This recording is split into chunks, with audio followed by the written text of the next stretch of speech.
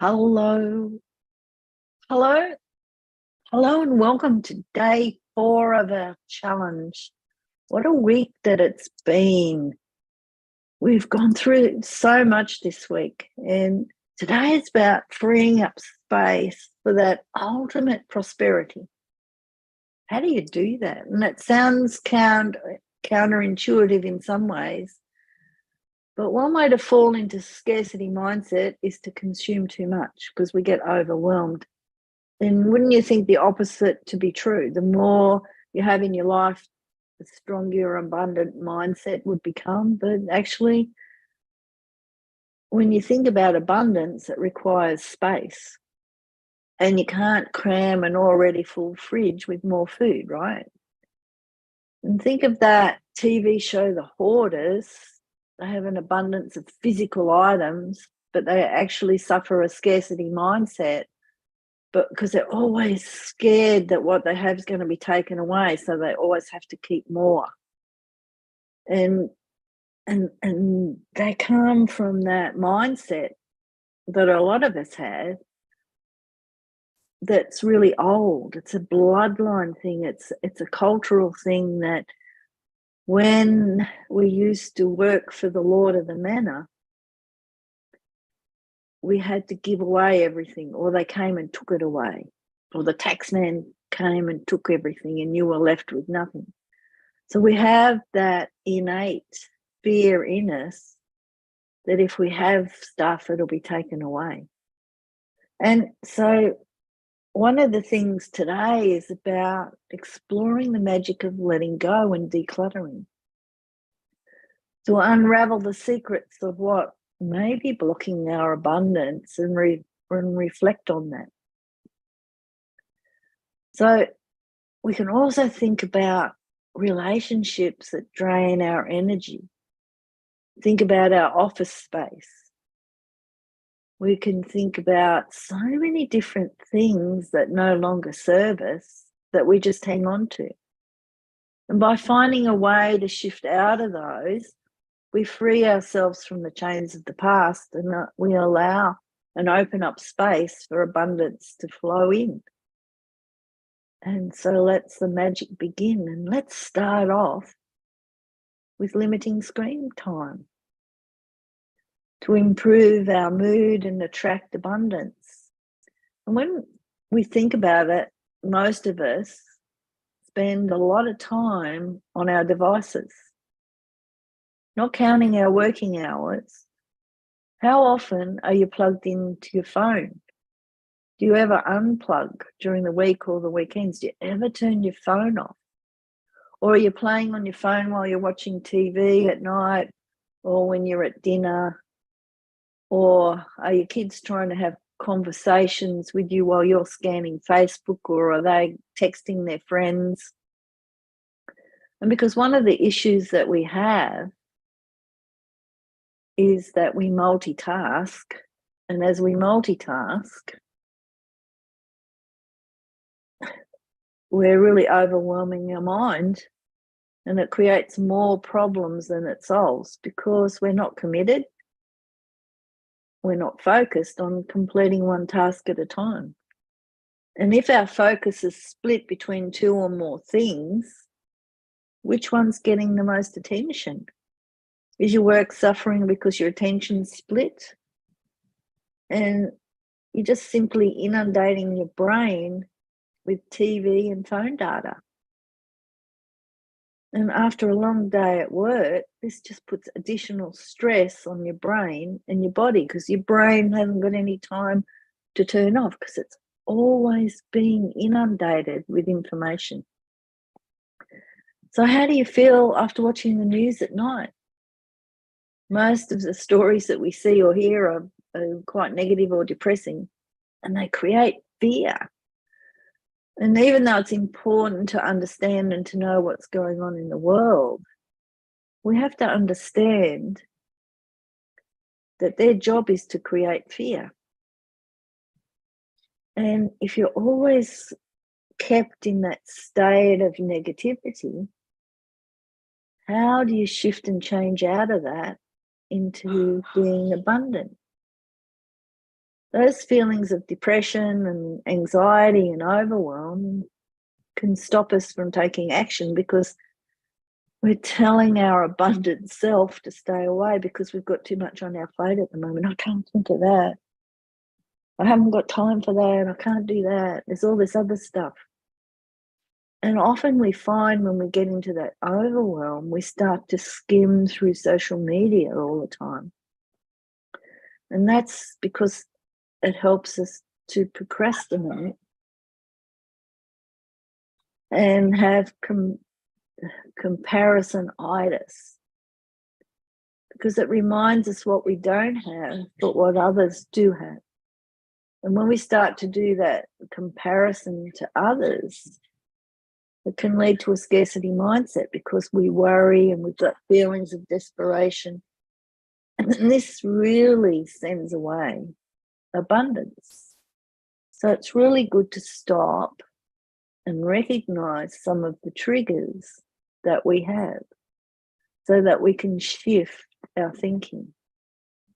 When you think about advertising, it can also make us feel bad and less abundant because it forces us to see what we lack or what keeping up with the Joneses or the Smiths or everyone else with the latest gadgets, the latest oven, the latest car, the latest house.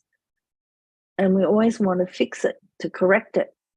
And it cultivates desires for things that we didn't even know existed, which can be a good thing because when you're in abundance, you can have whatever you like. You can create what it is that you want. And when you're using Facebook for business and you're seeing all these sponsored ads, you often see dozens of ads for the same thing that you're selling. And it's a real distraction, and then it really causes more comparisonitis because obviously they're getting more clients than I am. And so they're obviously doing better than me. And we start to feel less than everyone else, that we're not good enough, we don't know enough, we're obviously not blah, blah, blah. And so it's really important to start thinking about the amount of time we spend on our phones, our tablets, our computers, or watching TV. And I know some people can't even leave their phone in the next room because they start to feel nervous and jittery or because they haven't got their phone on them. And when you think about it, I grew up in the time where we didn't have mobile phones. We had a phone connected to a wall. It was expensive to use. You couldn't ring long distance because it would cost you a fortune. And so we didn't have that. We could go to bed of a night. And if the phone rang late at night, you knew it had to be an emergency. So we didn't have that extra stress and pressure on our brain that we have today, where we take our phones to bed with us. If you do, I don't. But if you did that, because it's right there and it's putting out all the electromagnetic field energy that's affecting your brain function as well.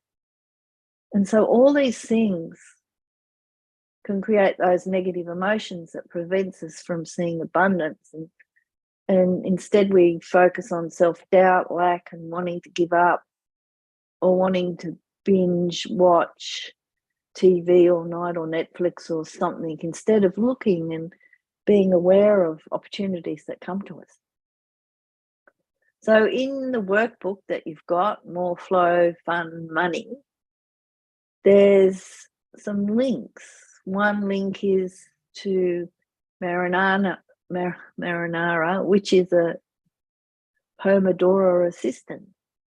And that helps you to use a timer or on your computer, or you can put it on your phone. And the idea is that you use time management to work straight through for 25 minutes and take a 5-minute break. before your next focus session begins. Or if you have an iPhone, you can have and set focus times so that you don't get interrupted. And then you can take a longer break to regroup before the timer starts again. So just using this method for your focus allows you to concentrate on one thing at a time. And the other thing to try is the newsfeed eradicator for Facebook, which is a Chrome extension. And use this if your newsfeed is like a rabbit hole for you and it takes you off on this journey. I know I've done it. You can still access Facebook to make posts and add content, but you don't have that newsfeed and all its temptations staring at you in the face. And the other thing that's really good to do is to scan those news headlines instead of following news accounts on Twitter and Facebook. And just so that you get the most important news or what you need to know. And so you're less tempted to engage in social arguing because the reader comments are easier to avoid. And unplug yourself from all electronics at least an hour before you go to bed. Now, the blue light that's emitted from all the screens can wreak havoc on your sleep patterns. So it's really good to turn them off and recharge them away from your bed and allow your brain to quiet down and relax. By creating a nighttime routine and also to do some simple breathing exercises. In order to get the best rest, you need a darkened room. You need no electronics in it. If you need an alarm clock, just buy one and use that and leave your phone out in the kitchen or some other part of your house so that it's not in your room, so that you at least have a little break from it.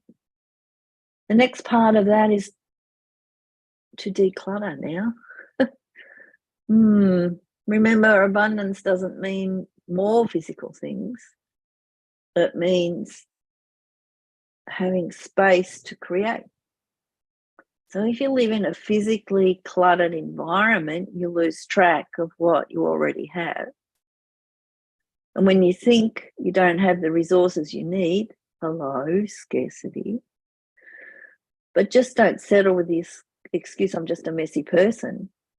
It's really time to dig deep to figure out why the clutter is there instead of putting it away or throwing it out. Do you have a brain injury? Do you have not the capability to do it? Are you in overwhelm? So you just keep collecting stuff because your mind can't deal with putting it away or throwing it out. I know I just went through with my brother. We went through the freezer and sorted everything out because he was collecting all this bread because he didn't know how much bread he had. And he was in overwhelm.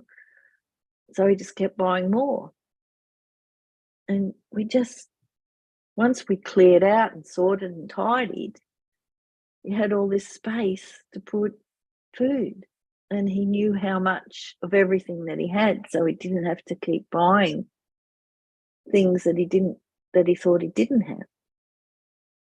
And so when we get into overwhelm, we forget, and then we just keep covering up and adding more stuff, more layers, instead of spending 20 minutes just sorting out our clutter into piles.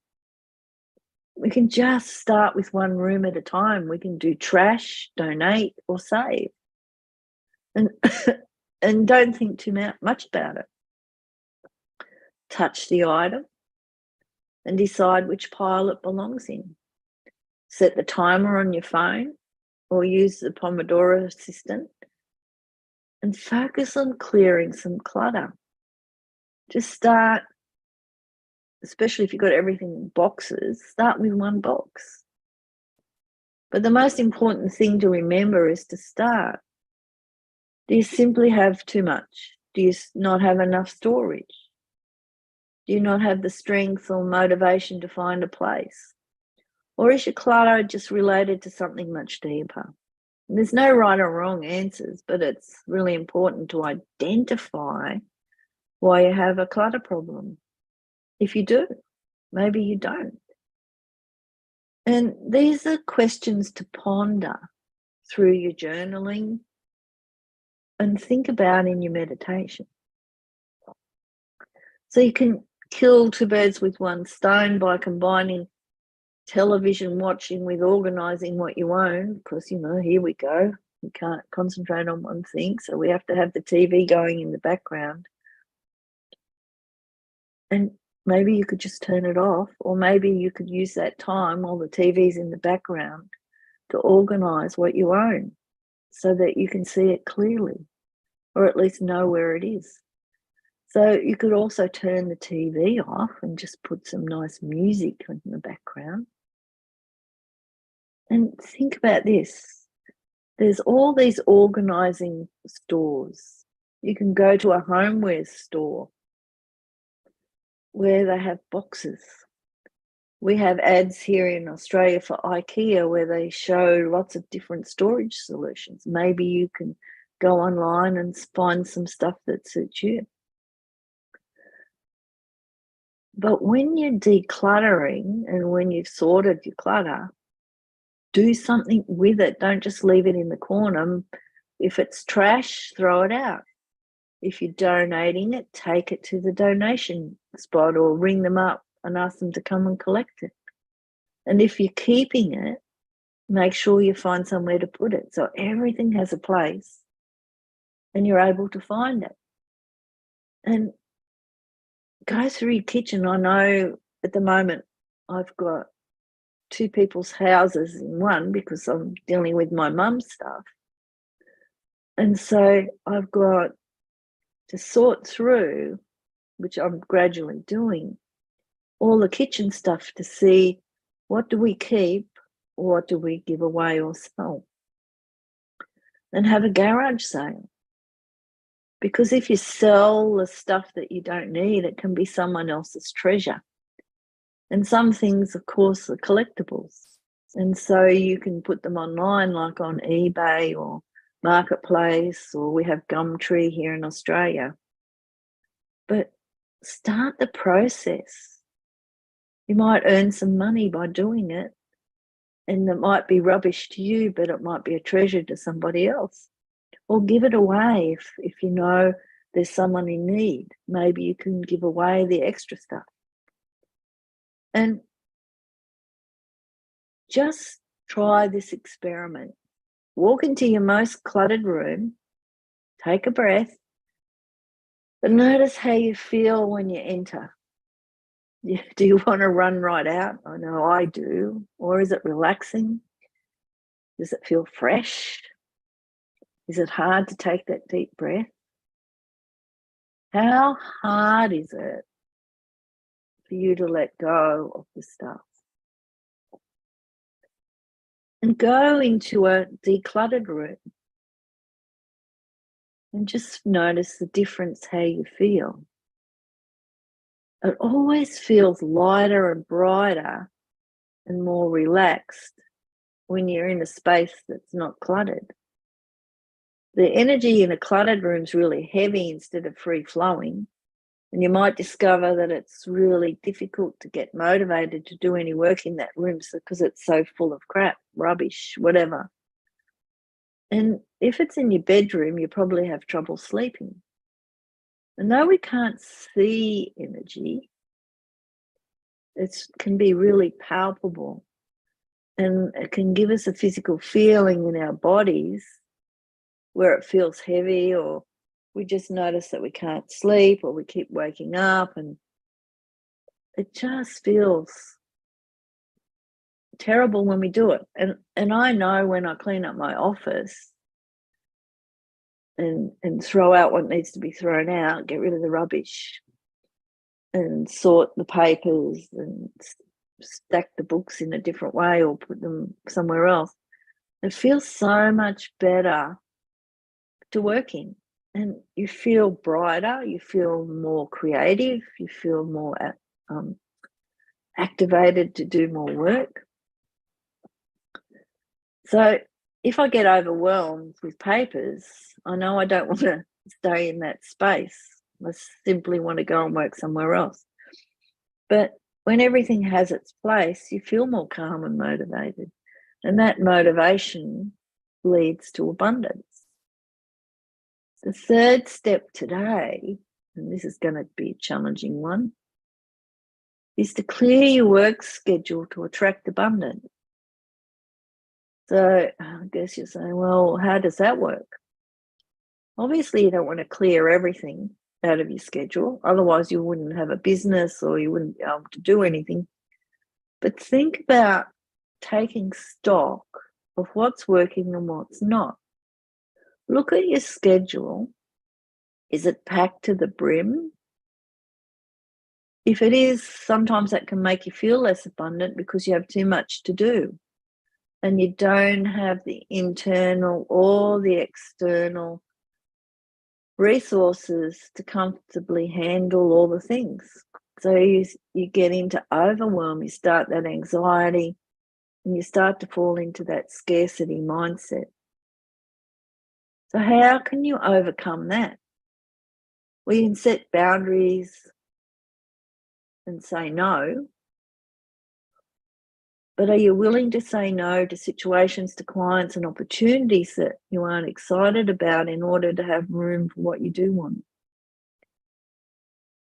Do you have clients or a business who are high maintenance, suck the fun out of your day, who are like vampires? And are they your ideal client? Are they even worth keeping? I know one of the things that I learned was don't keep them. Don't keep them if they're no good. And get rid of them.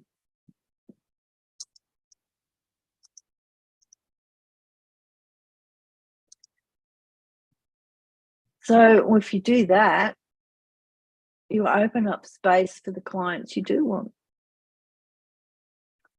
And also make your calendar suit your lifestyle. If you appreciate space between clients so that you know that you can focus, you can step up, you can go for a walk, you can come back, you can be fresher, have a drink of water, have a coffee, then you're more able to concentrate and you're more productive than you would be. And are you using work as an excuse to search social media for longer than necessary? So if you're filling your mind with too much information, you can create lack, as we said before. But instead, if you work to cut back on what you consume and really relish it, you might have to prioritize who you follow and what headlines you check. So before you consume a new piece of social media, or spend 30 minutes on one influencer's page or sign up for another online course, you should ask yourself, do I already have something like this? Do I really want to read or consume this? Does this person I'm following make me feel good about myself and inspire me? Good questions. And do you consider yourself an avid learner or action taker? There's no right or wrong action, but in general, avid learners have a tendency to get stuck in the learning process without taking the necessary action steps to attract abundance. Because abundance isn't wishful thinking, it requires aligned action to move toward what it is that you want. And a goal without action is simply a dream. So the more action you take, the more abundance you'll start to see, as long as it's in aligned action to where you want to be. But if you're stuck in learning mode, you're stuck in dreamland, and while there's no wrong with learning or researching how to do something, if you're a perfectionist and can't even start before you know everything, then you're never going to start. You can ask other people who have experience, because you want to model off them and be supported by them, so you can stay focused on your business growing activities. And the other thing to think about is outsourcing some of your tasks. Do you really need to do all those? One of the things a lot of the really successful people do is they limit the time they do in different steps of their business. So we can review, if you're a coach, review your coaching client roster. If there's anyone there that you consider a vampire, is there anyone who you dread speaking with or fights you about doing the work? Is there anyone who's simply going through the motions half-heartedly and not really achieving results? You might want to consider letting them go and talking to them about the fact that they're not really interested. They're not really committed. And you don't have to do it all at once, because, you're going to lose that income, but consider letting go as a way to attract another client and opening up space for someone who's committed and who's excited to work with you. Outsourcing is another great thing to do if you can. If you're at that point in your business or your life where you can have a virtual assistant or an independent contractor, or you can have a bookkeeper, or you should have an accountant.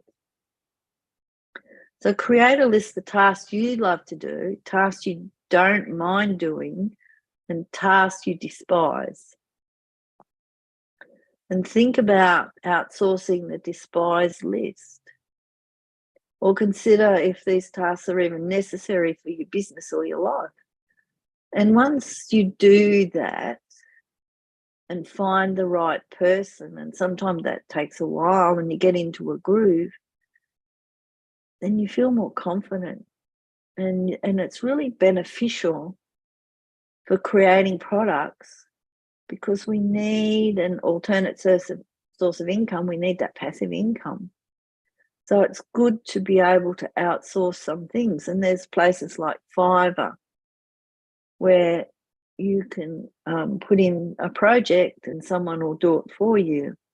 Or there's PLRs, which is private label releases, I think it's called, where you can actually buy a program pre-written and just alter it to suit, so it's saving you time. You can get a graphic designer. You can use Canva, for example, to design your Facebook posts, or to design your logo, or to create a presentation. So where there's all these things available to us to outsource if necessary, or for us to utilize to make life simpler and easier. And the next thing is to take computer inventory.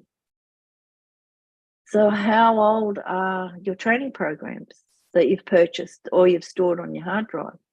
What about all those swipe files, private label rights content? Looking at them, do they need reviewing? Can you update them? What things can you shift and change or delete? And once you have them, get them organized and eliminate all the duplicates.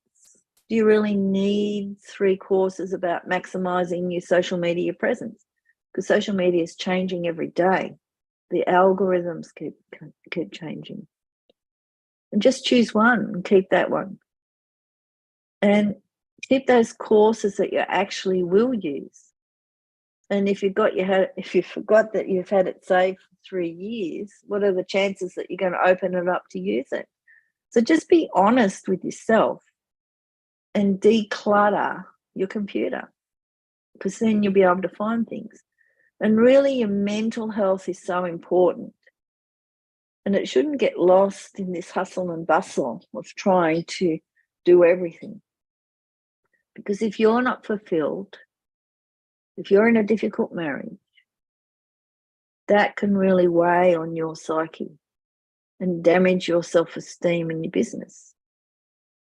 If you're not well, that also can affect how your mental health is. So it's quite easy for me and other coaches and other people to, your friends and that, to say step away from that toxic relationship or step away from those toxic people. But sometimes there's no one to ask for assistance. Sometimes we feel stuck in those situations and we feel like we can't do anything about it. So maybe we need to see a therapist. Maybe we need to think of alternative solutions so that we feel happy, refreshed, and enough, so that we're living the life that we love, that it's abundant, it's joyful, it's happy, that we love what we're doing, and we love to do it. So ditch the toxic relationship or the people that make you feel bad or inadequate, and just notice patterns with friends and family, how you do feel during their conversations and afterwards. It's really hard with family, of course. You can choose your friends, but not your family. And as we go through all these different situations, how does that affect us? Do we need that toxicity in our life? I know lots of people that have ditched their family because of the toxicity that it was creating, that they didn't feel supported or they felt was put down. And there's been so much happier since. And by working to become a conscious creator, it shifts and changes your identity as you step into a new identity. But that also shifts and changes everyone around you. And work on making peace with your past. You can't carry around negative emotional energy because it just blocks everything else from being available. So we can't change the past, but by the work that we do as superconscious beings, we can release the pain and trauma, we can keep the knowledge and the wisdom, and we can start living in the present so that we can feel joy and happiness and feel each moment and the fabulous things that life's brought us. We know that our past has brought us to this point, and how we deal from this point on is a choice. And when we forgive ourselves, it's for ourselves. It's not for the person who wrongs us. It doesn't negate the act or how we felt at the time. But if we can let go, keep the knowledge, the wisdom and understanding, it means that we're not going to repeat that. And that lightens the load and opens us up for healthier relationships. And in our workbook, I've got a loving kindness meditation link for you so that you can do that. And just choose to release. And you don't have to relive the experience or reach out to the person involved. And this is about forgiveness for you. So set boundaries, not only in your personal life, but in your business life. You don't want to be on call 24/7 because otherwise you feel resentment because clients are having an emergency and they ring you at all hours. And make sure you set those boundaries if you're a coach in the onboarding process.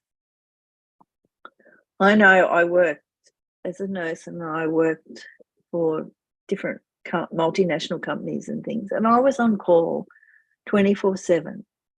And I know what it's like to have that.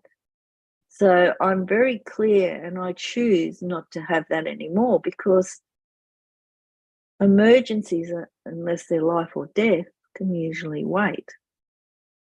Things start to resolve themselves if we are in allowance of it.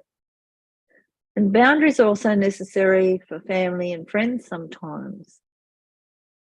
And if someone's telling your secrets to another person, you need to tell them how your confidence has been broken. You don't want a particular topic of conversation starting during the holiday dinner, and make that clear before the holiday arrives. It's up to us to be clear about how we want to be treated. And the last thing for today is to share your abundance to attract more. And this is about paying it forward.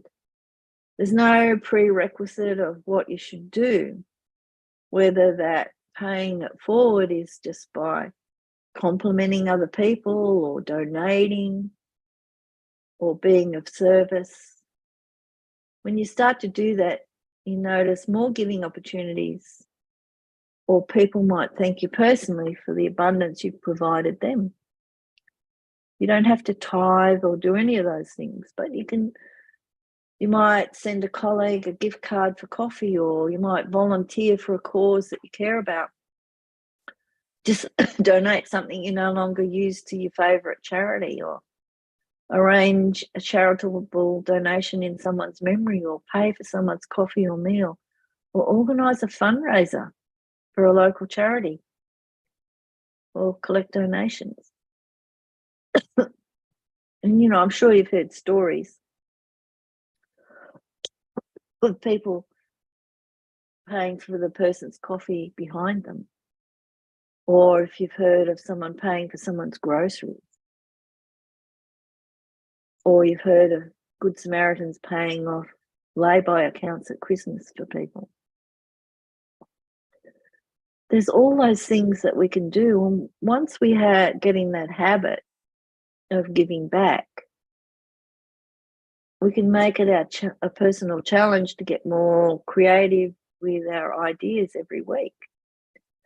And the stronger your abundance mindset is, the more freely you'll start to give to others without expectation or guilt. And we're better able to see all that we have and appreciate it. And you'll feel good about giving it away and sharing the joy that you have with others. Takes some practice, of course, and doing the work is well worth the end result. Even if you're perfectly content with life right now in this moment, there's nothing wrong with dreaming big and wanting more. And just please don't consider it as being greedy. Remember that there are enough resources and enough abundance in the world to make everybody happy. And you're not receiving handouts from someone. Your abundance will come when you take aligned action towards the choices that you've created. So your homework today for the next session is to clear some clutter.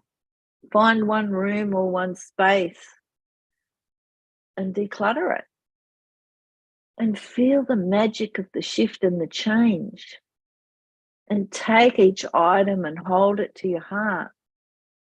And ask yourself, do I really need this? Is it a throwaway? Is it a keep? Or is it a charity? And just be mindful of the content you consume. And just in the meditation, forgive yourself for the things that you've made as a choice because you didn't know any better. You chose to behave in a certain way because that's how you've been programmed in life.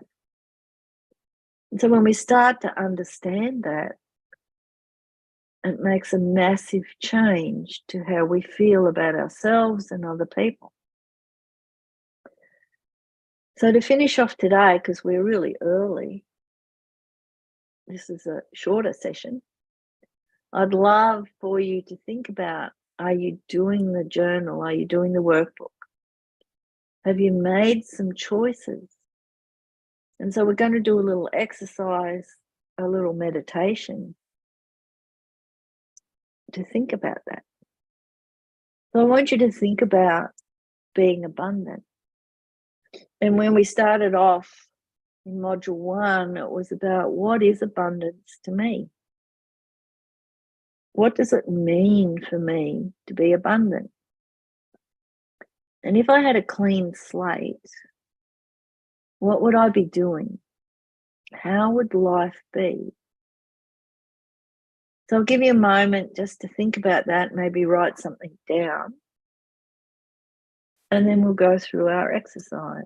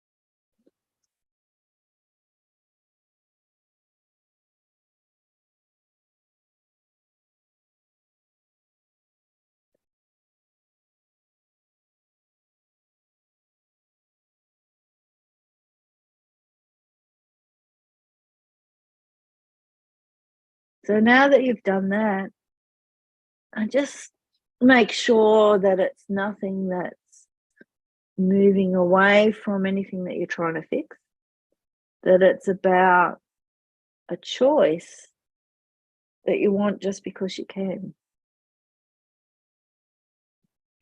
So just when you're ready, closing your eyes,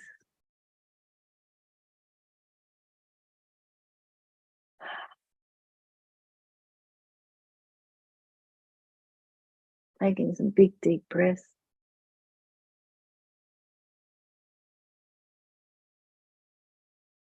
And I want you to imagine that you're floating in blue sky, looking down, feeling really comfortable where you are, knowing you're safe. That's it.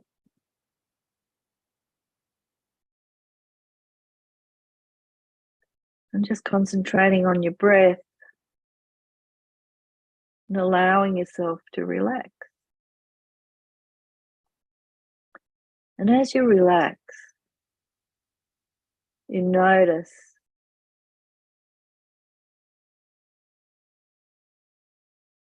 that's it. You're just noticing there's a space in the clouds, and you look down and this beautiful grassy green hill looks so inviting, and it's in this beautiful valley. So you go down and relax, down and float down and land down on that beautiful hill. Feels so nice. It's beautiful. The grass is cut just to the right length. It's green. Temperature's perfect.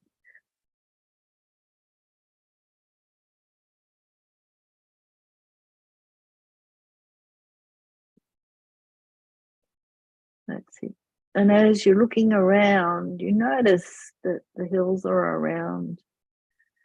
You also notice there's a river that runs from the left to the right, round the bottom of the valley to a beautiful lake. The lake got all, just the slightest breeze on it so that it makes all these diamond sparkles. Just the perfect conditions. And the more everything comes into focus, you notice there's a big pyramid on the edge of the lake. Beautiful pyramid. And you notice even more as the focus improves that there's a path that leads up to your feet. So you decide to walk down that path into the pyramid. And you walk down, relaxing with each step. And just noticing how the pyramid's built. What's it made of? Whether it's metal, crystal, glass, wood, stone. When you get to the front of the pyramid, you put your hand out just to feel what it feels like, because the texture of it feels amazing. And as you put your hand out, this door opens in front of you. That's it. And you step in because it looks so inviting, because somehow you know that this is your space. This is your special pyramid. And all your team in spirit is there waiting for you, saying, hello, we've been waiting for you to come. Let's go. This is really great. And just, I don't know whether you notice the interior of the pyramid, what it looks like. But you notice in the middle of the pyramid, there's this amazing couch. I always think of it as this amazing massage chair that I just lay on, just massages my back while I'm laying there. And it feels really good. And as you look up, as you're sort of laying back on that couch, you notice the capstone of the pyramid is made of this amazing crystal. And coming through the crystal is all these beautiful golden light, like a golden river of love, of light, and of light. And it just comes and fills the whole pyramid and goes down through the top of your head, down through your throat, across your shoulders, out into your arms, out your fingers, down into your chest, your abdomen, your legs, and out through your toes and the soles of your feet. And it feels so beautiful. And it just fills you with this beautiful energy and raises your vibration and resonance. And as you look down at your feet, you notice between your ankles a little pyramid. And you're just going to bring that pyramid into alignment. It's actually an octahedron, so it's two pyramids joined together. And you're just observing the spin of them. Are they going backwards or forwards? Are they off at an angle? And so we're just going to bring them using that beautiful energy into alignment, straightening them up and spinning them faster and faster. And as you're spinning them faster and faster, you move up to your knees and you just notice the octahedron there, straightening it up, bringing it into alignment with the ankle one. And that starts to spin faster and faster and faster. And faster again. So the ankle and the knees are spinning really fast. They're spinning off all the things that no longer serve you. And spinning again. And moving up to your abdomen, your tantien, And again, the pyramid, the octahedron is spinning faster. It's stabilizing. It's in alignment. It's spinning in the right direction. It's aligned now with your ankles, your knees, abdomen, all spinning so fast, stabilizing your whole energy field. And next, going up to your heart, to your chest, spinning faster, stabilizing, spinning in the right directions, spinning faster and faster, being in alignment with your ankles, your knees, your abdomen, and now your heart, your chest area, and going into your throat, checking it out, aligning it, making sure it's spinning in the right direction, and spinning it faster and faster and faster so that your ankles, your knees, your abdomen, your heart, and your throat are all in alignment and all spinning as fast as they can. And moving into your head now, the last one for today, being that one in alignment, spinning in the right direction and spinning faster and faster. And the faster they spin, the more in alignment, the more stable your whole energy field becomes, more in alignment with everything.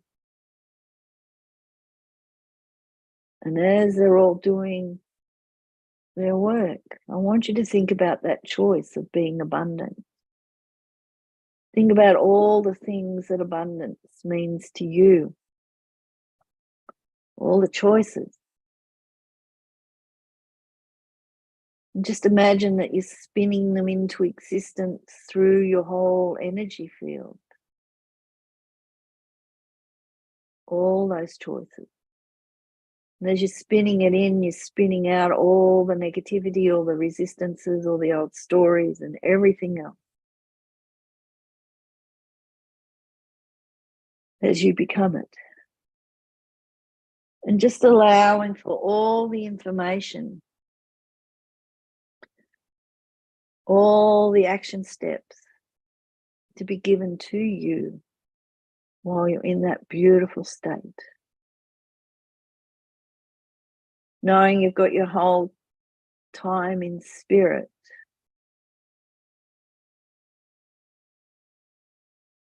Waiting around you, supporting you, encouraging you. That's it.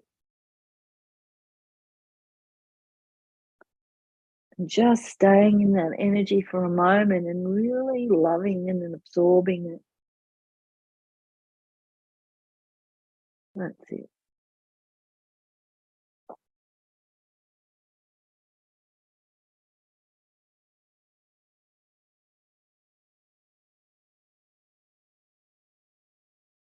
Knowing that you can return to this place, your place, anytime that you desire.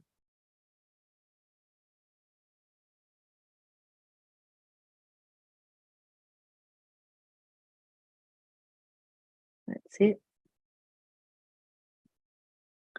And just coming back into your body in the pyramid now. Feeling relaxed, excited, ready for the next steps. Getting up off the couch and just floating over to the door, thanking everybody, your team in spirit. And you know the door opens and you step outside the pyramid and you walk back up the path to the top of the hill, feeling grounded, connected, knowing everything's there in your field, ready to be manifested into reality. And taking some big, deep breaths and bringing yourself back into whatever room or space that you're in while you're listening to this. Taking those big, deep breaths. Opening your eyes.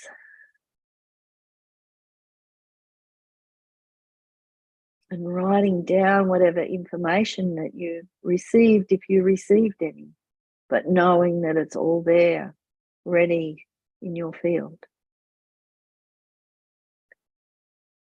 So thank you, everyone. Module 5 tomorrow, where we're going to go deeper into becoming a conscious creator. So thank you all so